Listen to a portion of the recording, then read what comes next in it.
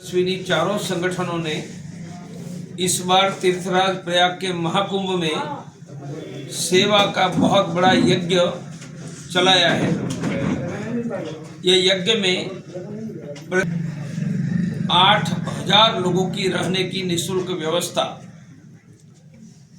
रहने की व्यवस्था में हमने 200 टेंट लगाए हैं जहां परिवार रुकेगा।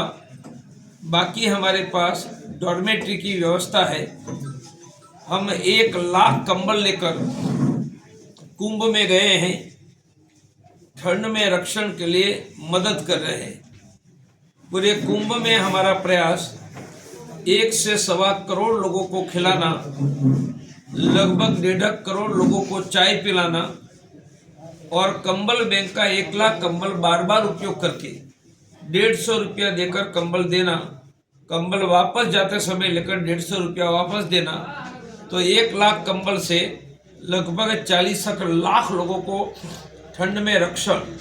और हमारे पास हर रोज की 8,000 लोगों की रहने की व्यवस्था है। उनमें अब तक 1.25 लाख के करीबन लोग ठहर चुके हैं। मेरा अंदाज है कि 2.5 लाख से ज़्यादा लोग हमारी व्यवस्था में ठहरेंगे। जगह जगह पर हमने मोबाइल चार्जिंग की भी व्यवस्था की है। हमारे जगह जगह पर फ्री मेडिकल कैंप सड़कों पर चल रहे हैं। वह कैंप में लगभग 2-1 लाख लोगों को निःशुल्क दवाइयाँ देने का काम डॉक्टरों के द्वारा चल रहा है।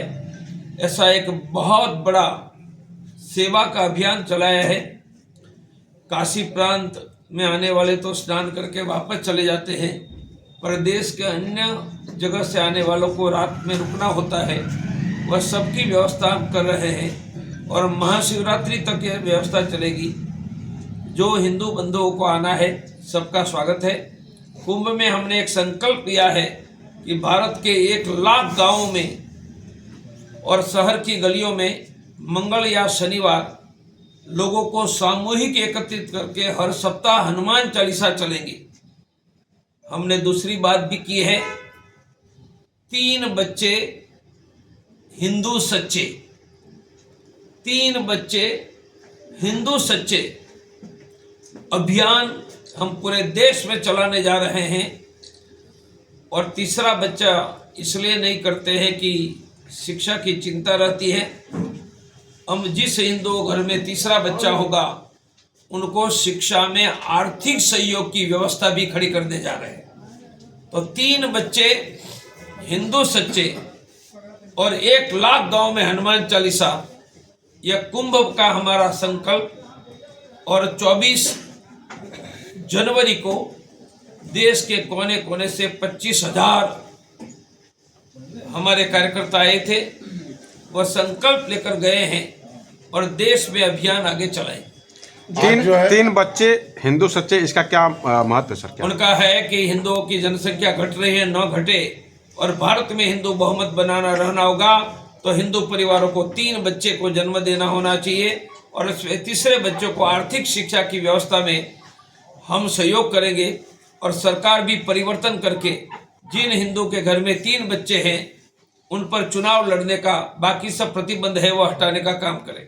सर जिस तरह हम 2 हमारे 2, प्रवीण तोगड़िया का कहना है हम 2 हमारे 3। प्रवीण जी, जिस तरीके से महाकुंभ में भगदड़ मची, तमाम तरह के आरोप लगे, उसमें मुक्तेश्वर महाराज जी का जो बयान आ रहा है, इसको किस नजरिए से देख रहे हैं? मैं कुछ भी उस पर कमेंट नहीं करूंगा। मैं चाहूँगा कि सभी तीर्थयात्री कुंभ में आने वाले सुरक्षित रहे, स्नान करें, सबको खाना मिले, रहने की व्यवस्था मिले, उस काम में मैं लगा हूँ। प्रशासन का काम करेगा, मैं उसके बारे में कोई कमेंट नहीं करूँगा। अयोध्या में जो है क्या मिल्कीपुर में धुल गया? आज प्रचंड जीत हुई है बीजेपी की मिल्कीपुर में। बीजेपी मिल्कीपुर में भी जीत गई है और दिल्ली में भी जीत गई है। इसलिए अब फिर से बीजेपी का ग्राफ ऊपर उठ रहा है। क्या अयोध्या का पाप धुल गया?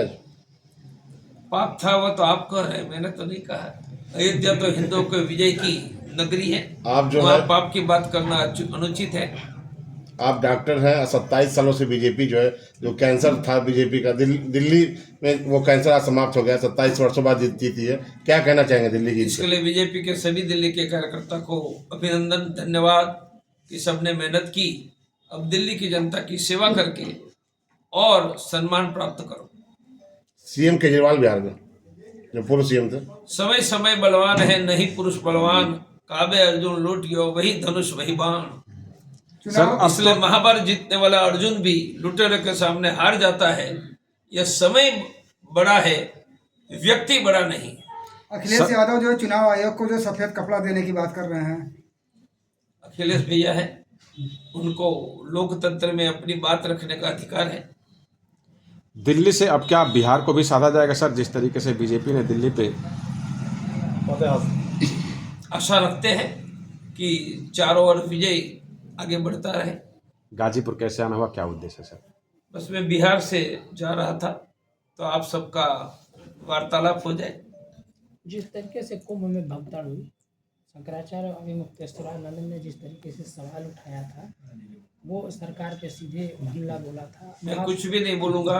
योगी जी भी मेरे गोरखपीठाधीश्वर महंत है और शंकराचार्य जी है, दोनों मेरे लिए तो पूजनीय हैं। उन दोनों विद्वानों को कुछ भी कहने का अधिकार है, प्रवीण तोगड़िया को अधिकार नहीं। विपक्षी हमेशा बार बार लगातार कह रहे हैं कि कुंभ भगदड़ में जो हजारों लोगों की मौत हुई, सत्य क्या है वह सरकार ही बता सकती है। जनता के नाते हम बताने के सर एक चर्चा बहुत तेजी से हो रही थी कि आपका और मोहन भागवत जी का एक वैचारिक मिलन जो हुआ था, उसको लेकर ये सच है, हुआ है, हो गया है, हमेशा के लिए गले लग गए हैं और मिलकर हिंदुत्व को आगे ले जाने वाले हैं। सर गवर्नमेंट जो है फैमिली प्लानिंग